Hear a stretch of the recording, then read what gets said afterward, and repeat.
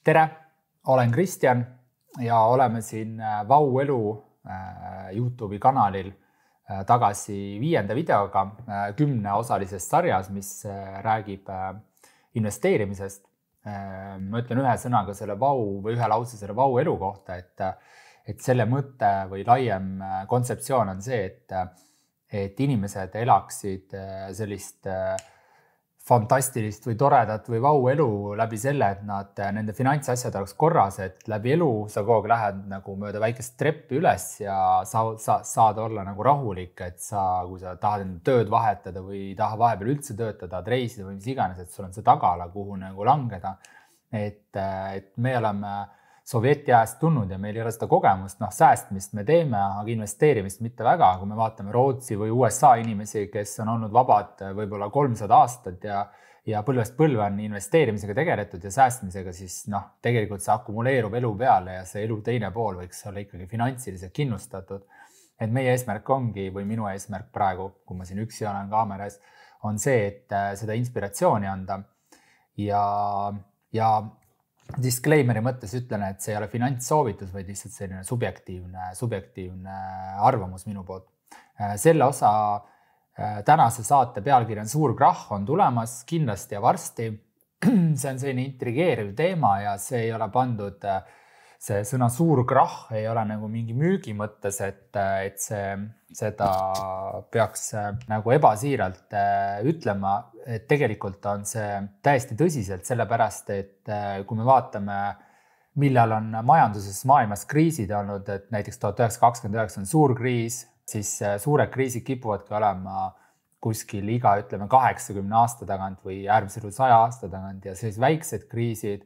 kipuvad korduma iga, 10-12 maksimum aasta tagant ja hetkel on 2008-2009 kriisist möödas juba umbes 14 aastat ja see 13-14 aastat ja on juba läinud nagu üle aja ja kindlasti kriis tuleb ja tegelikult on maailmas ka, millest need suured ja väiksed kriisid tulevad, see tulebki lihtsalt sellest võlatsüklilisusest, et nii kuidas mina ja paljud teised seda näevad, et lihtsalt see võlatase jõuab teatud levelini, kust enam ei ole jätkusuutlik edasi minna ja siis tuleb see kõik puhastada, et saaks minna edasi. Ja kui need võlatasemed käivad üles-alla ja lõpuks jõuavad kuhugi väga kõrgel tasemel nagu praegu, mis toimubki iga 80-100 aastagant, siis toimub nagu suur mingisugune katastroofilisem krahh ja selle ootel olen mina konkreetselt praegu ja me investeerime just sellise mõttega, et see on tulemas. Aga ma tahtsin öelda sellised 9 punkti, mis minu arust inimesed saavad valesti aru, kui nad selle krahhi osas nagu mõtlevad. Et esimene on see, et see ei tule niipea, et selle vastu argumendiks ma ütlekski seda, et see tuleb puhtalt sellepärast, et see oli viimati 2008-2009, sellest on nii palju aega möödas, et puhtalt lihtsalt tunnetuslikult või matemaatiliselt, kuidas iganes sa vaata, et see lihtsalt tuleb, et see on fakt, küsimus on lihtsalt täpses ajas, et millal. Siis teine asi, mis mul mõtteid tekitab, et inimesed ütlevad, et praegu ei ole mõtet investeerida, et ootame, kuni see krahh on nüüd ära käinud, et ostame siis odavalt kokku, et see on selline peibutav mõte, aga pisut võib-olla raske teostada päris elus, sellepärast, et kui sa turult eemal 1 aasta, 2 aasta, 3 aasta, 4 aasta ei saa investeeri, et kaua sa jõuad oodata, kuniks kõik turg ja kõik on sest mööda läinud ja selle raha teeninud, et minu soovituseks oleks olla kogu aeg turul sees, aga lihtsalt arvestada sellega, et mingi aeg tuleb korrektsioon ja kõik see ilus finantselu, mis hetkel on, ei pruugi niimoodi kogu aeg jätkuda. Siis kolmandaks, mul on siin selline mõte, et inimesed arvavad, et 2008-2009 juba oli kriis, et nüüd ei tule uut kriisi sellepärast tulemas, et see kriis oli ju juba ära. Et mina olen nende uskujate seas, kes arvavad, et see kriis lükkus lihtsalt edasi, sest seda kahjumid maksti kinni, raha trükiti kõvasti juurde ja trükitakse praegu juurde, kui sa oled märganud. Ja seda lihtsalt lükatakse kogu edasi, et see on kogu kuskil siin olemas, kuskil meid kummitamas, aga lihtsalt see on lükatud edasi meil eest ära, et me ei peaks sellega hetkel rinda pistma. Siis 4. punkt on selline huvitav arvamus, et hetkel ei ole buum, et praegu ongi nagu rasked ajad, et on koroona ja elu on raske ja et selles mõttes see tundub mulle üsna koomiline, seepärast kui vaadata, mis finantsvarade hinnad teevad, kui hästi inimestel tegelikult läheb, et siis see on kindlasti buum selles mõttes, et kõik need krüptovaluuta ulmelised tõusud ja kui palju on inimestel raha ja kui palju on seda helikopteri raha, mida meil on trükitud ja kuskilt pankade kaudu, mida me saanud oleme, et see kindlasti on buum, et siin ei ole mitte mingit kahtlust, et küsimus on lihtsalt, milline täpselt. Siis 5. punkt on selline, et inimesed arvavad, et krahh või mitte, et mind see ei puuduta, et kindlasti see nii ei lähe, et see sind ei puuduta, see puudutab kõiki inimesi, kui krahh tuleb, sellepärast et küll sa siis lihtsalt täpselt näed, kuidas see puudutab, aga see on täiesti kindel, et ma mäletan eelmisest kriisist 2008-2009, kui ka oli hästi palju seda, et inimesed arvasid, et neid see ei puuduta, aga varem või hiljem see jõuab ühte sektorisse ringiga, teise kohe, jõuab su laste või vanemate või sõprade või töökoha või töötajate, ükskõik, aga igal juhul see puudutab sind või klientide kaudu, et seal on nii palju võimalusi, et keegi ei ole isoleeritult üksinda, ei ela kuskil, kui sa oled ökomajapidamises Vilsandil ja püüad ulukeid ise söögiks ja rahaga ei arvelda, siis see sind ei puuduta, aga muul juhul puudutab kindlasti. Siis 6. punkt on selline huvitav mõte, et inimesed arvavad,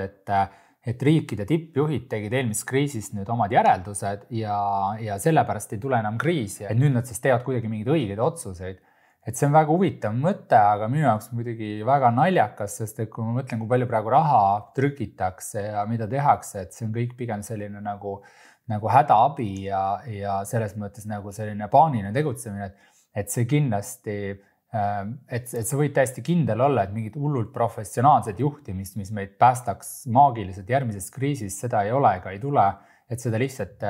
süsteem on lihtsalt selline nagu on ja seda ei olegi võimalik teha, et see ei sõltugi nagu inimestest otseselt. Siis 7. punkt on see, et mida inimesed mõtlevad, et kui kriis tuleb, et sind ostad varasid odavalt kokku. See on see, mida mina olen ka alati mõelnud ja tahtnud, aga siin on nagu teatud nagu konksud on alati sees, et miks ei pruugi sul õnnestuda, et esiteks su enda raha võetakse ühel või teisel või kolmandal viisil krahhi ajal võetakse kuidagi seda ära, sul ei ole seda raha lihtsalt, ükskõik kus padjal sa teda hoiad. See on nagu erinev põhjusi, miks seda raha ei ole. Aga üldiselt see on nagu hea mõte, et püüda odavalt osta varasid ja meie Vau-fondis tahame teha tegelikult sama, et osta odavalt kinnisvara ja kui antakse ka finantsvõimendust, siis seda kasutada just languse ajal. Siis 8. punkt ma olen siin kirjutanud, et krüpto tuleb võitjaks. Et see on minu isiklik lemmik, et see maailmapilt hõlmab nagu seda, et kus sul kõik maailm nagu vajub ja siis krüpto on see, mis siis tõuseb nagu ainsana sealt tuhast ja kui sa ostad praegu krüptot, neid loendamatuid erinevaid koine, mis on saada, et siis sa saad mingi õndsuse ja finantsilise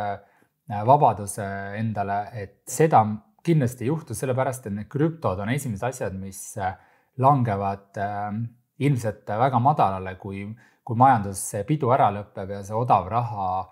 hakkab kas pidurduma või tekivad mingid ebakindluse võnked, sellepärast et see krüpto on selline viimane koht, kuhu professionaalsed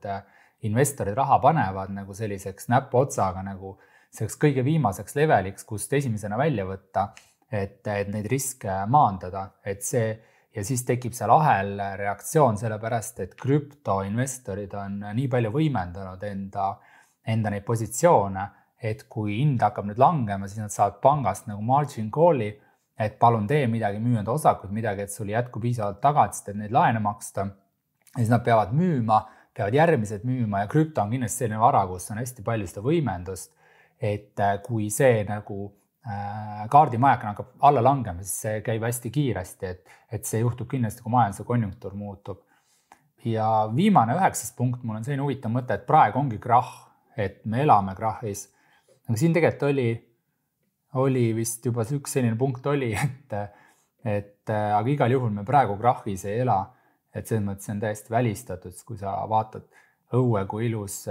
majandusilm meil siin on ja mida kõike sa osta saad ja kui palju meil raha on, et siis kindlasti on see buum, mitte langus. aga ongi selleks korraks kõik, mis ma tahtsin selle krahhiga seoses mõtted kähku ette lugeda ja kui sa saad seda like nuppu vajutada, kui su käsi paindub, siis ma olen tänulik ja suur tänu sulle, kohtume järgmises videos.